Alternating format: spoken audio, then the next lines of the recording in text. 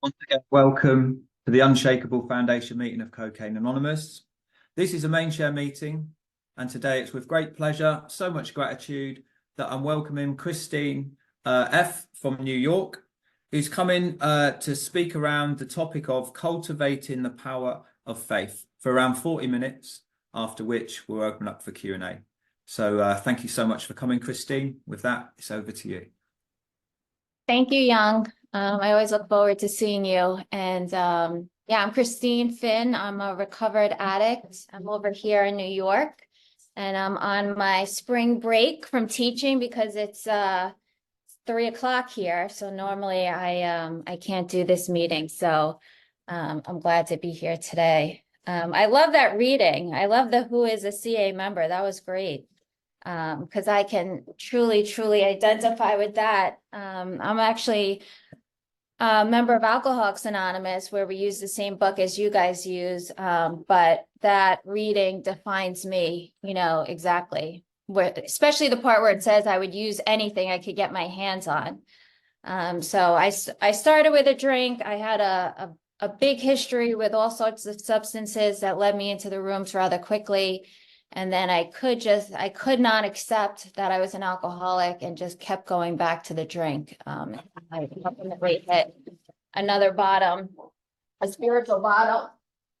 I hit my spiritual bottom with a year sober, which allowed me to become willing to actually do this work. I love that somebody has on their picture, I guess it's Sierra, the magic you're looking for is in the work you're avoiding. And that was me, and I don't like to do any work, like I'd love to just sit home here and I'd be happy staring at the walls doing nothing. And that kind of led me to the reading that I picked. I'm going to actually read it to you. The topic I chose is cultivating faith. And I was inspired to do that by daily reflections that was yesterday. So I'm just going to read it to you. It says, I don't think we can do anything very well in this world unless we practice it. And I don't believe we do AA too well unless we practice it. We should practice acquiring the spirit of service. We should attempt to acquire some faith, which isn't easily done, especially for the person who has always been very materialistic, following the standards of society today. But I think faith can be acquired. It can be acquired slowly. It has to be cultivated. That was not easy for me, and I assume that it is difficult for everyone else. And that's actually from Dr. Bob and the Good Old Timers, which is a great book if you don't have it. I mean, we're also quick to order everything off the internet. If you haven't read Dr. Bob and the Good Old Timers, it's probably like $10. Might even save your life. And that's from page 307 and 308. And it finishes off by saying, fear is often the force that prevents me from acquiring and cultivating the power of faith. Fear blocks me from appreciation of beauty, tolerance, forgiveness, service, and serenity. And I don't know, like just all of this reading hit me really hard, because it's basically exactly where I'm at in my life today and in my sobriety today. And what I'm doing is I'm cultivating faith. And I would have never thought those words would be coming out of my mouth. Like I definitely would identify with the materialistic part. When I was drinking, I loved to go out. I loved living in New York. I loved going to the clubs. I loved being at a bar. I loved everything about it. I bartended. I loved every kind of alcohol. I loved any kind of drug I ever did, mostly. I wasn't much of a downer person. I wanted to be up. I never wanted to go home. I thought life was a party and then you died, and that's what it should be. I thought my parents were annoying. I thought school was, got in the way. And I certainly didn't want to have any kind of a real job, and I definitely was not even thinking about the words cultivating faith. I believed in a God that lived in the sky. I went to a lot of years of school that, revolved around having religion as a class, and it was just something to pass. I had nothing against religion or God, and I really had nothing going for it either. It was almost it was separate, but I did grow up knowing right from wrong. I had, I was instilled with good morals. I came from a good family. So I knew very quickly into my drinking and using what shame felt like, because I knew I was doing the opposite of the things that I should be doing. I knew what guilt felt like. I knew what remorse felt like. I knew what it woke up to feel like in the morning of like, I never, ever want to do that again. I never want to do this again. I never want to use that again. I never want to drink that again. I wish I didn't say that. I can't believe I did that. Where am I? That was a good one when I would wake up and say that one. And that's what my drinking and using led me to. And so I knew what the separation of God felt like without knowing it was a separation of God. I had no idea when I came into Alcoholics Anonymous, and I started in Narcotics Anonymous. I started in outpatient by the time I was like 19. So a little history, I'm 46 now, and I'll have 6 years in September. So it took me, thank you. It took me, and that's like a huge deal, because I was a person who was never getting 90 days. I was never getting a year. I mean, it took me years to get a year. And then when I did get a little bit of time here and there, I'd make it to like the 3.5 year mark, and I'd pick up a drink. I don't even know if the first time I picked up a drink, I think I picked up a Molly the first time that I relapsed. But I just couldn't stop. So this idea of them talking about a permanent sobriety date in our big book actually was very enticing to me. And I remember like the first time, I was actually Robbie W., who I'm sure has spoken here. He was the one who like really honed in on this permanent sobriety date. So my permanent sobriety date is September 2nd, 2018. And I truly believe that's my permanent sobriety date. Given that I do what I've been taught to do, and I continue to do it on a daily basis. I don't live in a fear of drinking or using. I do live in a fear of a healthy fear of a separation from God, because I know that that's my lifeline. I know that today that's the power that they're talking about. I know that that's the solution that this big book is trying to bring me to. I know, like Terry says, that the big book is a treasure map, and this relationship with God is a treasure. And the thing is, even if like I'm talking about it and you don't want, like, you don't even have to want it.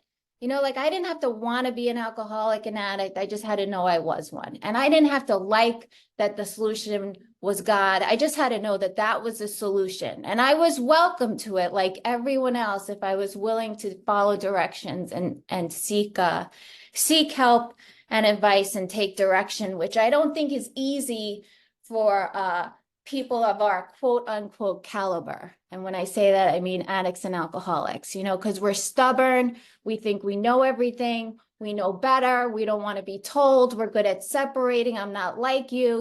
What do you know about me if you had my life?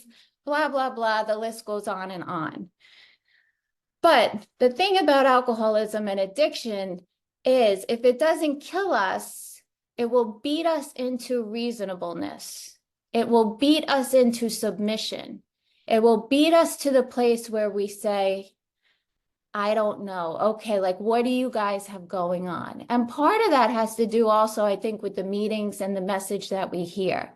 Because when I heard the message that was inviting, that was like, there is a solution. No, you don't have to be miserable forever. Yes, you can have a sobriety date that's permanent. Yes, you can go out and travel and go live a life, a happy life, and do what you want and not live in fear and be neutral to alcohol. And it could be in a fridge and you're not thinking about it, right? Like, because that was a little different than what I heard when I was growing up, going to meetings. I don't know, it felt like a therapy session. It also felt like a self-help program. I remember, associating AA and self-help like they were one and the same. Like back when Barnes and Noble was, open, I'd be in the self-help, aisle, trying to figure this out, with enough yoga and enough meditation and enough, whatever I was going to do, be a boxer or, run an Ironman or, be the best you could be at everything. Like it's totally like the materialism of society isn't just the buying, that's a major part of it, but it's also the buying into,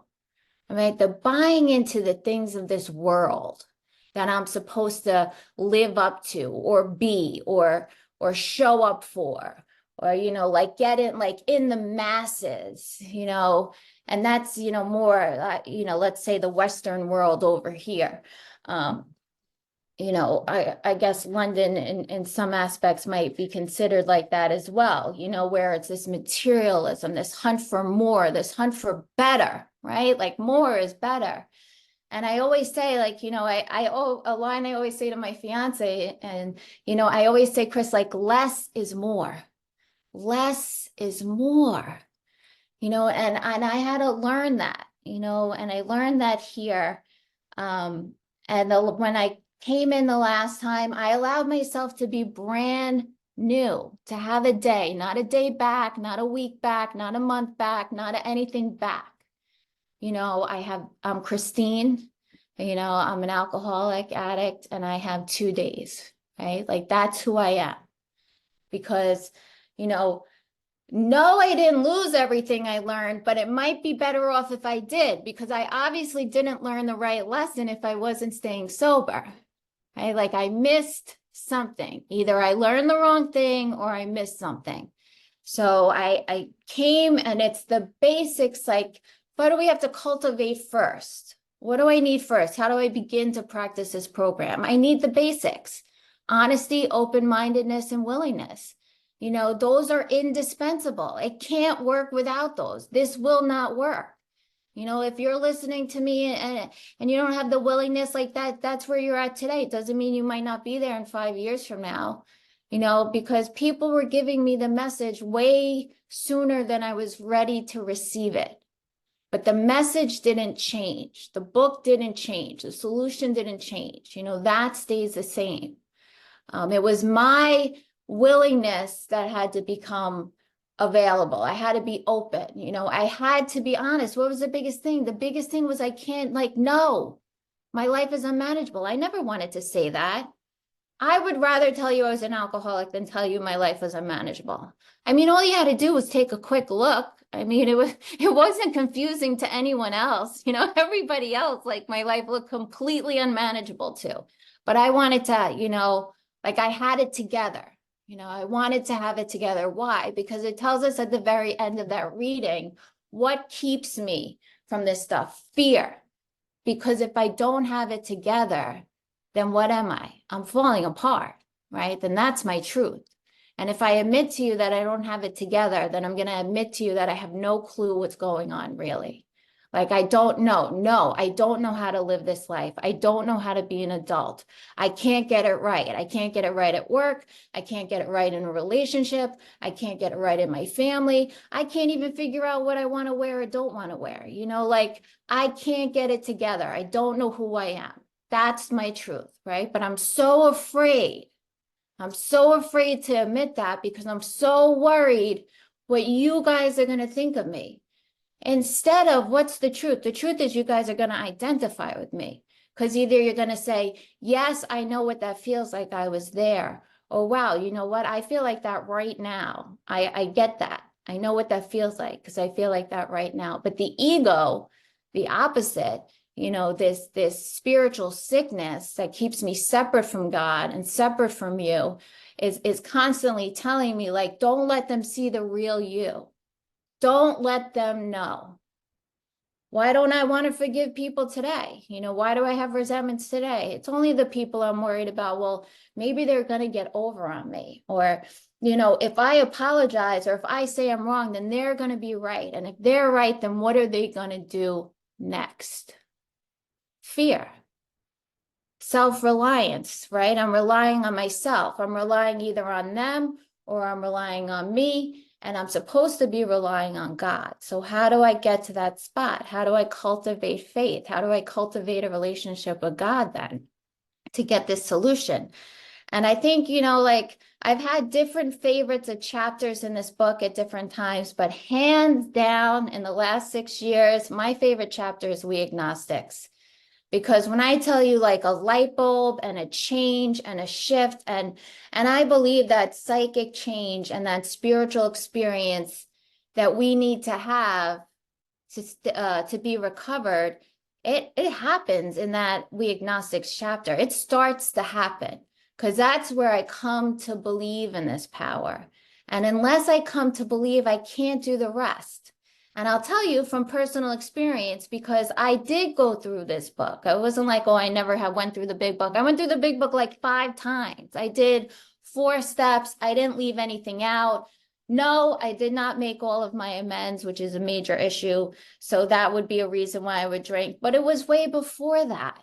I was never going to get to the point where I was going to be willing to make my amends. I was never going to get to the point where I was going to stop living this double life that you're supposed to stop because of a 4th and 5th step, because I had never truly come to believe and cultivate or get, right? Cultivate means to develop,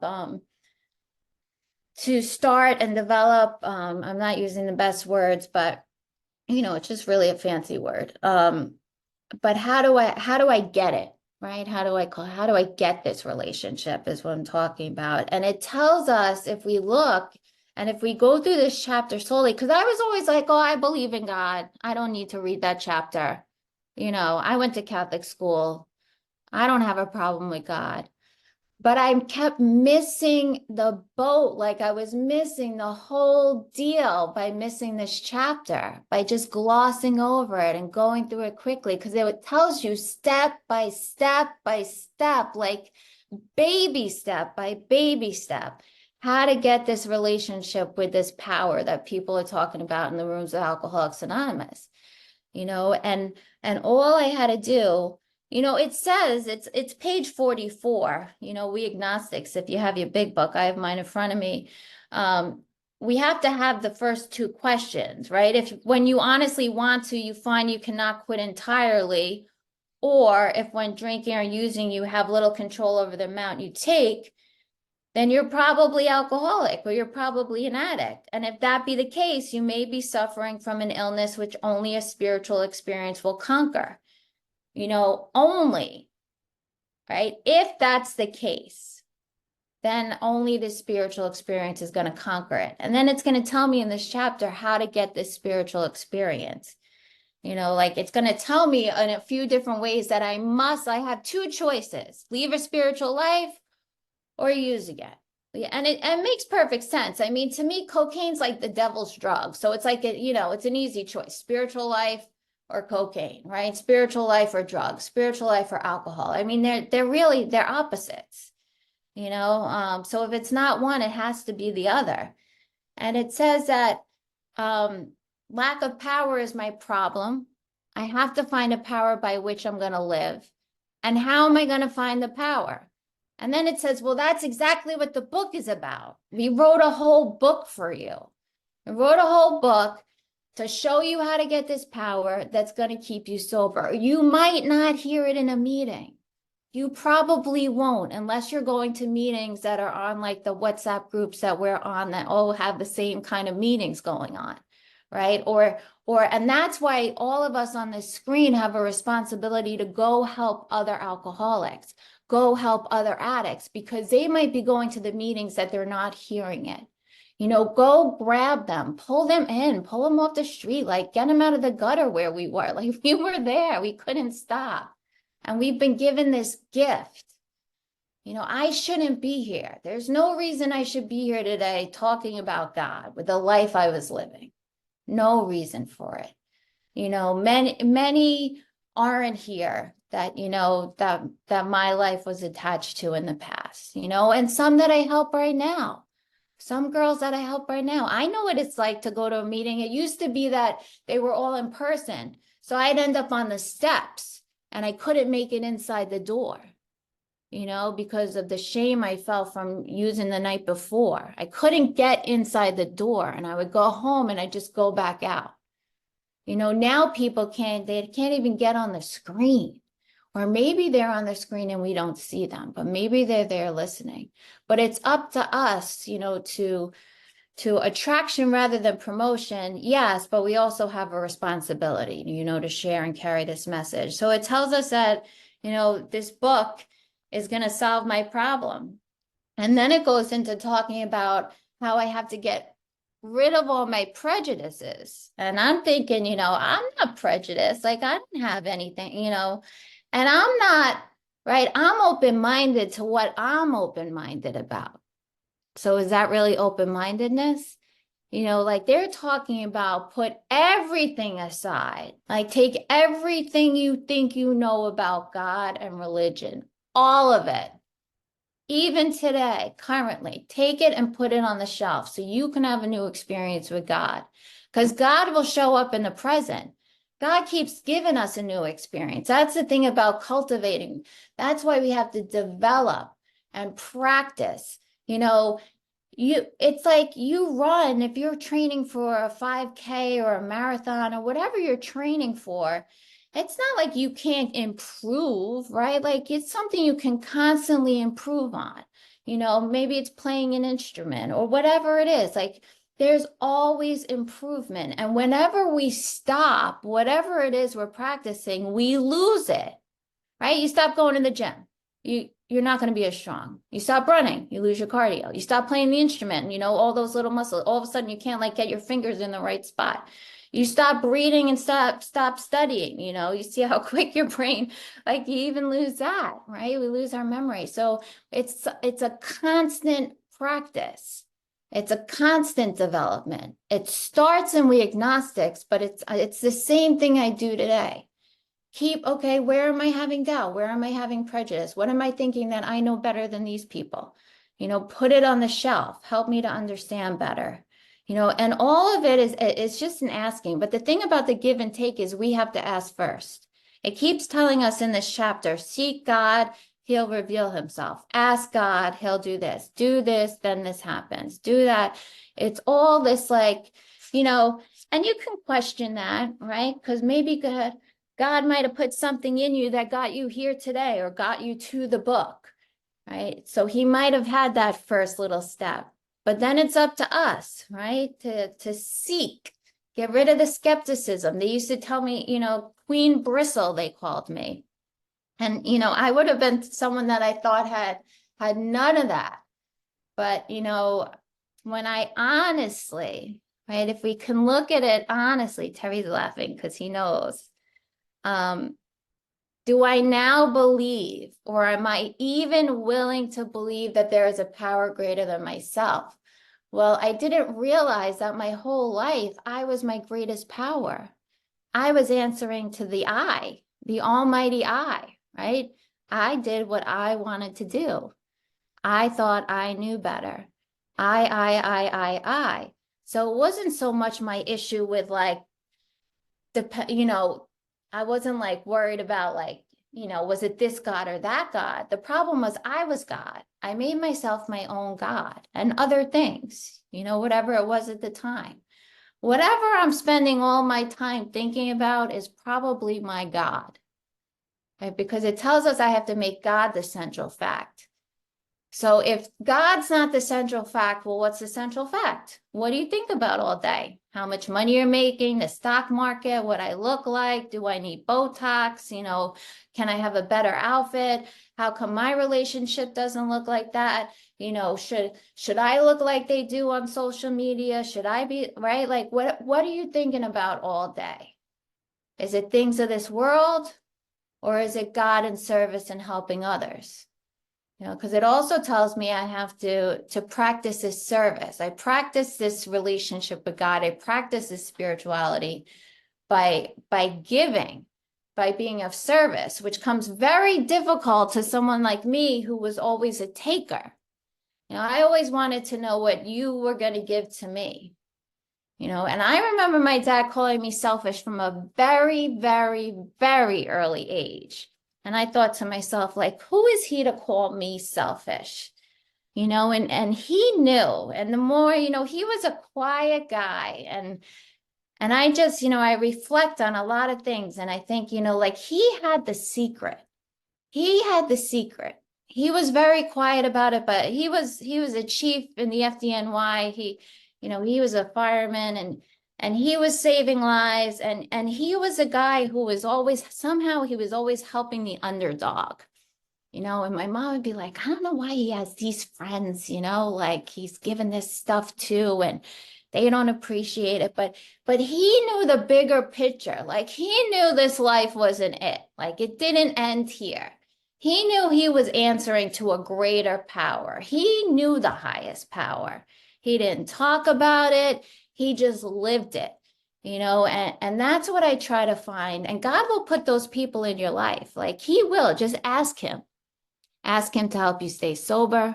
Ask him to put the right people in your life, the right sponsor, the right meetings, the right groups, the right books, the right whatever. And watch how your road opens up.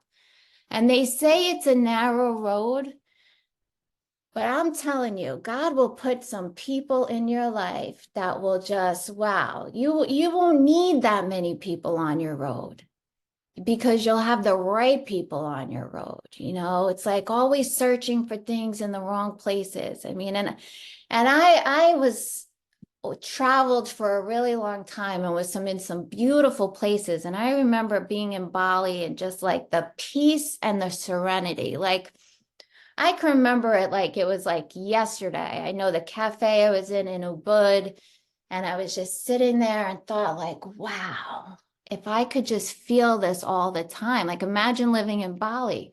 But I didn't have to go move to Bali. That peace and serenity is the greatest gift of the spiritual experience that I received. And that goes to, peace and serenity comes from the removal of the desire to drink and use too. Because if I'm thinking about that all the time, obviously I'm not at peace. But the thing is, even when that goes away, I had this brain that wouldn't shut off. It was just constant, and it was negative. It was all the bad stuff, the mental obsession that I had for the drinking and the using. It was like the mental obsession would torture me in the thinking, like the constant thinking, and I remember, and it was right around, and Terry, I was going through the big book. I got taken through the book by BYOC, which a lot of you are probably familiar with. And we went through the book. And during that time, I had just done my fifth step, and it was the next day. And I remember like it was just quiet. It was really, really quiet. And I was at peace. And I got that gift of joy and peace and serenity. And it never left. It came that day. And that was, I guess, 2019, 2020, and it has never left, no matter what. And I'm not, listen, I yell and scream, like we have our fights here at home.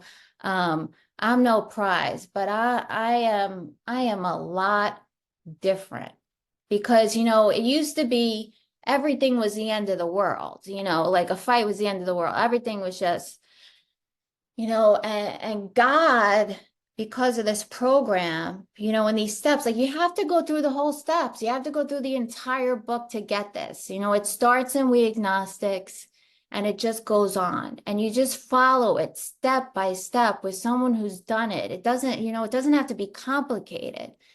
My fourth step was words. I was told, don't write a lot. When you start writing a lot, you start trying to explain yourself. And then when I did my fifth step, they said, don't explain anything. Like, we don't want to hear you explain anything. We don't need to know the backstory. Nobody cares. Like the backstory is in your point of view.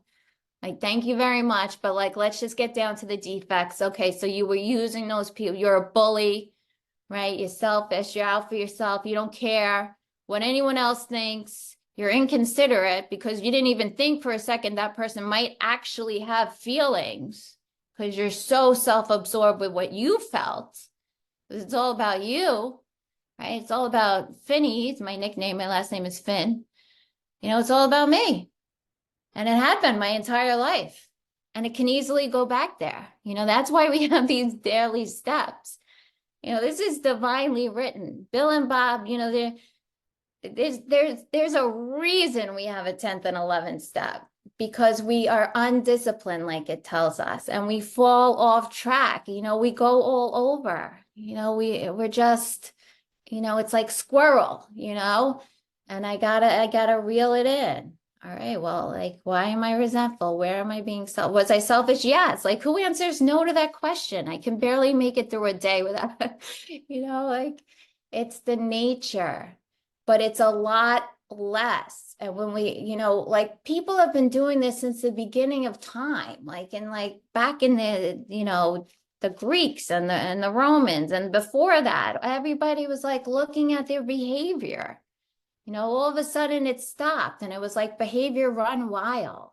No wonder there's so many alcoholics and addicts in the world. We can't cope without God in this world. So if we don't have God, we need something. And then, right, it's all right there. It's like a candy store supplied to us, because people want to make money off us killing ourselves. It's all about, so it's there. The wrong choice is there, but so is the right one.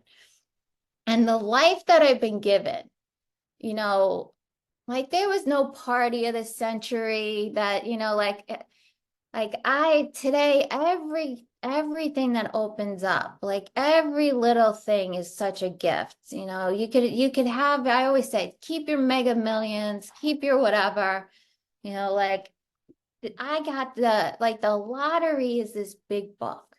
And if you don't know what I'm talking about, you need to find out. Like, you just need to find out. If you're a woman, and please get in touch with me. I'd be happy to take you through the book. And, I know Young's recovered. I know Terry's recovered. I'm sure there's a lot of guys on here recovered. No, do you need to have a sponsor that's of the same gender?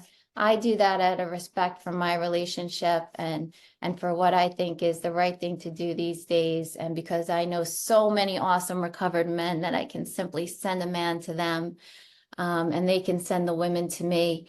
But don't get off this meeting if you haven't been through the book and not ask someone, like, what are you talking about? Can I know more? Because it's not scary. It's this beautiful, beautiful experience that can unfold for you. And it doesn't matter how much you used, how much you drank, if you're in outpatient or inpatient for the 15th time. I lost track. I have no idea how many 1 days back I had. I have no idea. The only thing I do know is that God graced me with another chance, and I almost blew it.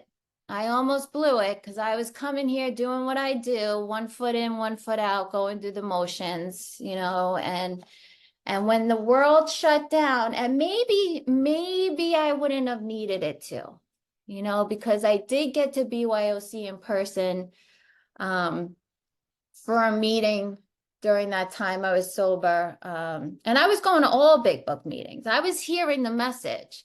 I just wasn't, I hadn't fully let go. I hadn't fully become willing. I wasn't fully open-minded. I had gone through that book academically one more time. This experience I'm talking about with We Agnostics was when I had a year sober. I had a year sober, and I went back through it.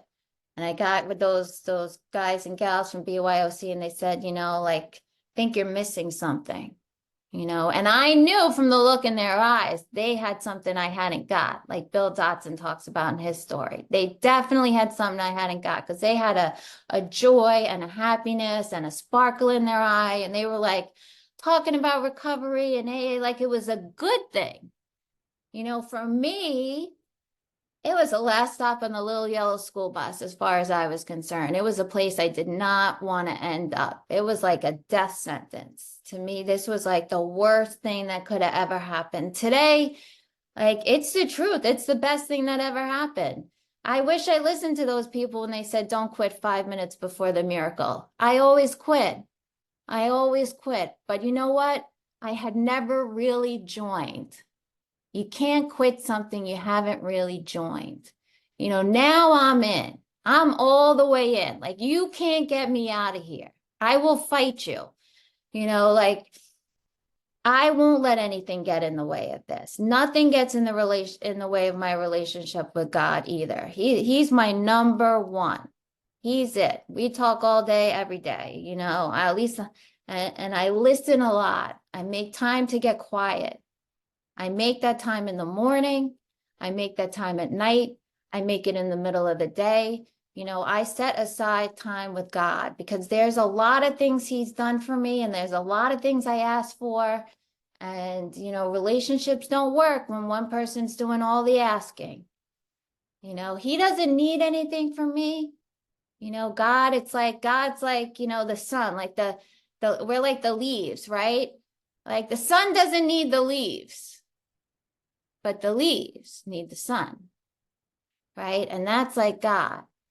But, you know, I need to go to him. And the more I go, the more blessings that seem to come, you know, and they don't come in what I think they might look like, but they're always better. They're always better than what I thought I wanted.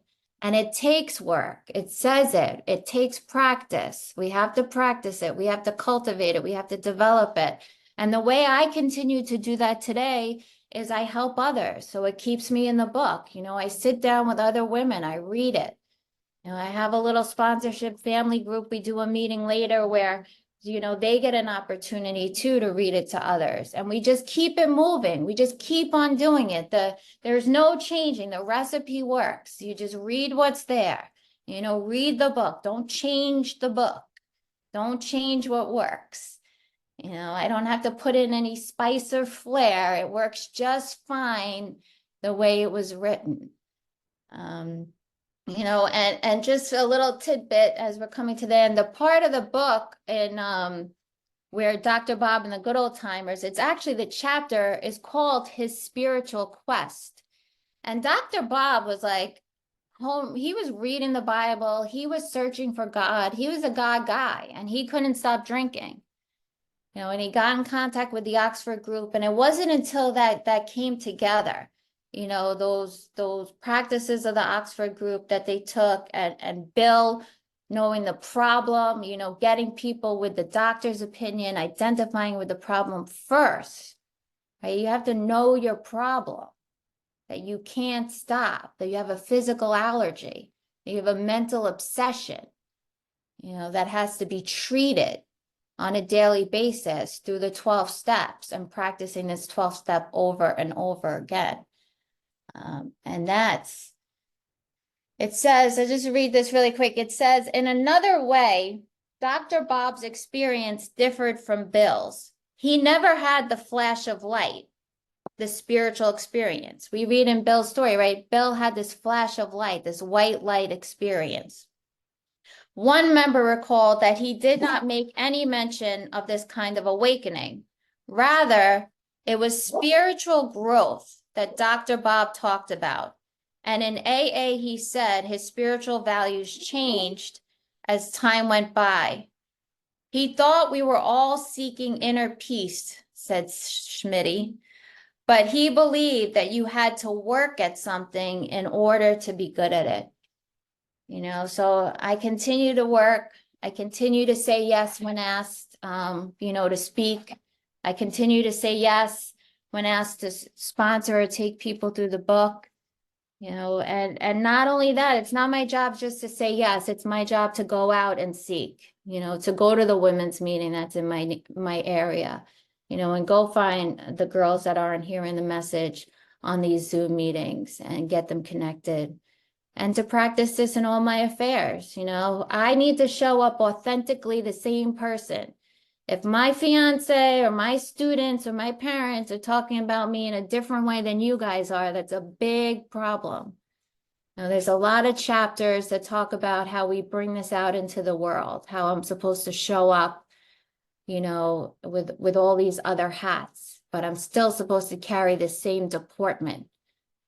They talk about that. I think that's on page like 23 or 24. There's a portman. You guys can look it up because my time's gonna come down. But thank you so much, Young, for this opportunity. I look forward to the questions. Hopefully they're not too hard for me to answer. And thank you again.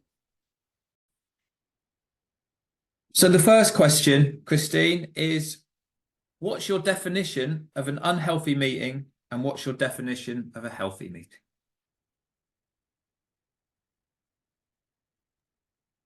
That's a good question. Healthy and unhealthy. I think that if I'm at a meeting and if I'm a newcomer and I can hear what I need to do to stay sober and not drink, then I'm at a healthy meeting. If I'm sitting in a meeting and it's going around and there's a lot of talking about stuff that doesn't have to do with alcohol or addiction, like how my day was or stuff like that, especially an unhealthy meeting, I think is when the people with time are not carrying the message, because we can't rely on the newcomers that don't know what an AA meeting is or a CA meeting is or isn't just yet. So it's not the people under a year. I think the health is, or not under a year, I shouldn't use time.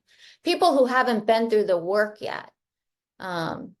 But see, then there's a lot of people with time who haven't been through the work. So it's a tough question. If I'm hearing the solution, it's healthy. Let's go with that. If I'm not, Thank it's you. not. Thank you, Kristine. Rach, please come on in. Hello, everyone. I'm Rach. I'm a grateful recovered addict. Great to be here. Thank you, Young and Isaac, for your service. And thank you, Kristine. That was wonderful, really powerful. I really enjoyed it. There are a couple of things that I love that you said that I'll just quote back to you, where you said you've got a healthy fear of losing your connection with God. Yeah, I really liked that. And when you were just like, less is more, less is more. I'm getting to that place where less is more. My question is around your sponsorship group. I've just recently started something similar, because I noticed that after taking these women through the work, when we haven't got step work booked in, they kind of just start drifting off. And the whole point of this thing is to, sponsor sponsors and keep with them shoulder to shoulder, past when we get through the 12 steps. I always thought it's kind of their responsibility to reach out to me, but I'm starting to make more effort now. So I'd just love to know a little bit more about your sponsorship group and that format and how that works for you, if that's okay. Sure. Yeah, it's been great. We started it where it was just we're doing a meeting once a month, just to connect, and a speaker would speak on a topic for 10 minutes and we'd share. But we just started going through the book, and I think that's where it's really at. Tuesday nights we have a set time. We meet for an hour, 7 to 8, and we go through the book, and we have different women read who have gone through it. So, and I'm always learning, because it's always a new experience. So just started at the beginning and we're going from there, but it's been good, and if it's just a few that show up, if it's 2 that show up or 5 that, whatever, we keep it going is what I would say. Thank you, Rach. Thanks for your question. Next up, Isaac, come on in. Hi, yeah, thank you. Hi, everyone. I'm Isaac. I'm a recovered addict. Thank you to everyone doing service on the meeting today. And Kristine, thank you so much for coming along and sharing for us today. It was a real pleasure to hear you.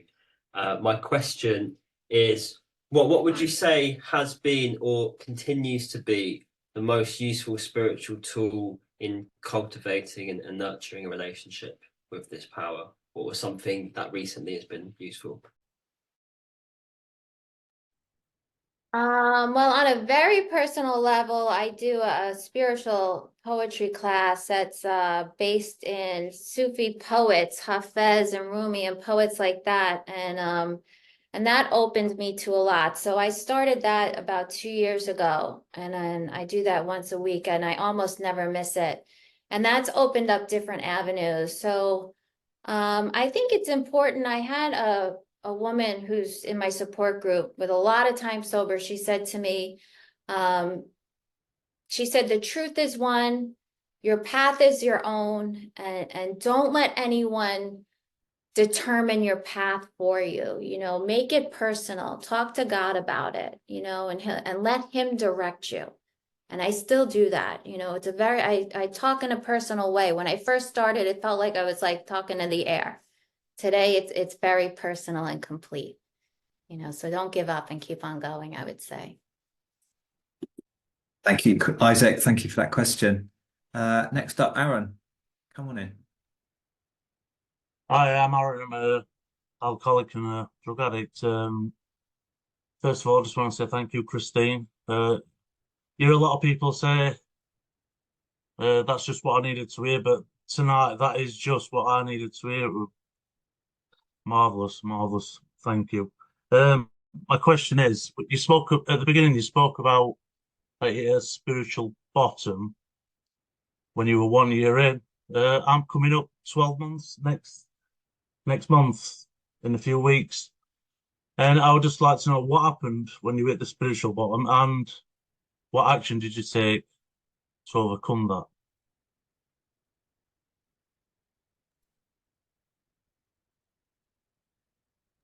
Oops, sorry.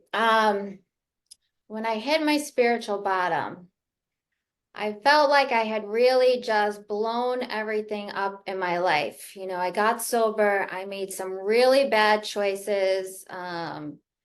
That like kind of everyone was looking at me like, what is she doing? And I was so afraid for them to be right and me to be wrong. But it was, I could barely make it to work. And I was just praying every morning. I was listening to like YouTubes. I think at that time it was like, I forget her name, but like anything, and then somehow the world shut down and I ended up on the right meeting, with the right people. Maybe this is your right meeting with the right people.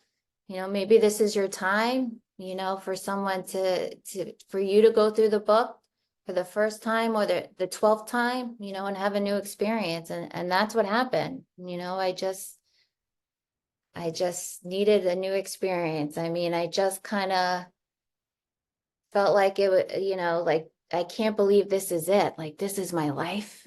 I'm here, I'm 40 something years old and this is it. Like, is this all there is? That's what it felt like. And no, it wasn't all there was. It was only just about to begin, so your life is probably just about to begin, and I'd love to hear the story when it unfolds for you. Good question, Aaron. Art House, please come on in, guys. Can you hear me? Yes, we can. Yeah, Plain Addict. Thank you very much for that, everybody, for the meeting. And that was a great share, Kristine. This is an experience talking to people from different countries. It's unbelievable. I've got, like, the question is, I'm struggling to explain it. Like, do you ever feel like some days where you're not connected, even though you're trying to be connected?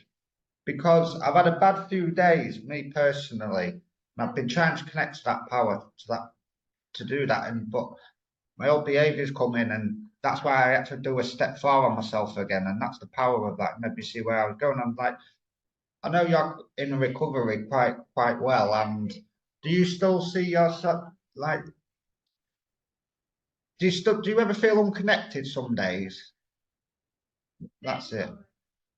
Yes, I have felt that way. I don't know if I feel 100% disconnected, but I can feel days where, the connection feels distant, and it might be that nothing else is going on, which is even stranger because it seems like, okay, if maybe my behavior is off, but sometimes it just feels distant. And I just think, just keep going to God. Maybe he just wants to make sure you really, you really want him. This is what you really want, and maybe your answer right now is just wait. Sometimes it's in the pause, sometimes the lesson is in the disconnection, but it always comes back.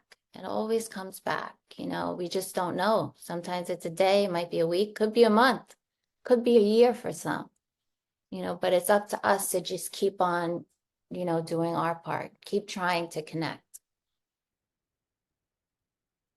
Lovely. Thank you. Thank you, guys. Thank you for your question. Babe. Hi, babe. Come on in. Hey, kids, babe, alcoholic. Kristine, beautiful lead.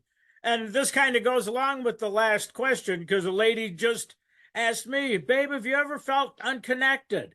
Or did it ever get tired? And I've been doing this crap for 22 years, and I get people think I'm a little enthusiastic. I don't know what it is, but I'm curious. Do you believe that a morning ritual is important? And if so, what is yours? Because now I got time on my hands because I'm just an old geezer and I'm just adding new stuff to my morning ritual. Oh, I do. I do think it's necessary. I think that, in most religions and spiritual practices, it's spoken about as being one of the most important times to connect. I try to get up sometimes at dawn. It can be very difficult, and I work on that. But I do, my morning starts with a prayer. Like before I'm even fully awake, I have the 86 and 87 like practically memorized. Like before we start our day, we get quiet, and of course I'm going to forget the whole thing now, but that's important to start with. But yeah, like connecting with God, like I'm connecting to my power. It's more important than coffee. It's more important than breakfast. It's more important than work. It's more important than it's my lifeline. It's like I got to get plugged in to go out into the world. And the more I do it, the more I love it. The more I don't want to live without it. And again, this is not the me of 10 years ago even, but it's beautiful. So yes, I think it's super important. And first of all, it tells us in the book that it's one of the instructions of how we're supposed to start our day. So you have to do it, babe. Thank you, babe. Lastly, we've got Bal. We've got 3 minutes left. Bal, come on in. Hi, thank you, Jan, for taking the meeting and everyone making this meeting possible. And thank you, Kristine, for sharing. So yeah, my question was along the same lines as well, to be honest. But so I just want to know, what would you do if like an obstacle came in your morning routine or any routine, to be honest?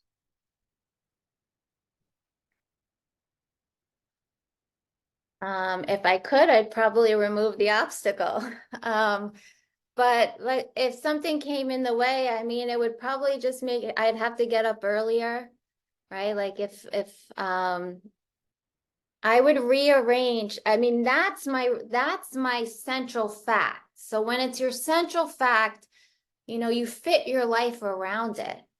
And that's kind of just how it is. I might listen, I'm at work, I'm not gonna, start chanting and doing whatever, but I'm a health and gym teacher, so I can put on a meditation in the class. I have that opportunity. I can try to teach and serve in a way that's pleasing to God. I can take what I learn into the program there. So we can be creative. If it's something specific, I would go seek then counsel, from other recovered addicts or alcoholics and tell them specifically, this is what's going on. Do you have suggestions for how I can make this work together? I don't know. Thank you. Thank you. Thanks for your question, Bal. We've just got a quick one in the chat from Terry.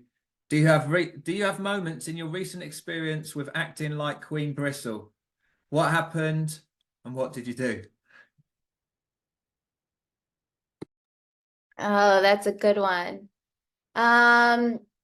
It's funny because now it shows up as it can show up as spiritual pride, right? So I have to be careful of that because I could think, oh, well, like I know like this relationship with God and what is this, what do they know? And I have to remember that God is seeking others and others are seeking him in very personal and special ways, and who am I to say what's right for someone, because today my experience looks very different. So everyone is along their own path. So I really have to check myself, you know, and understand that it's my ego and it's me thinking I know better. And once I think I know better, I'm being dishonest, you know, like God knows best. Who am I to judge? Back to the book of James. Lovely. Thank you.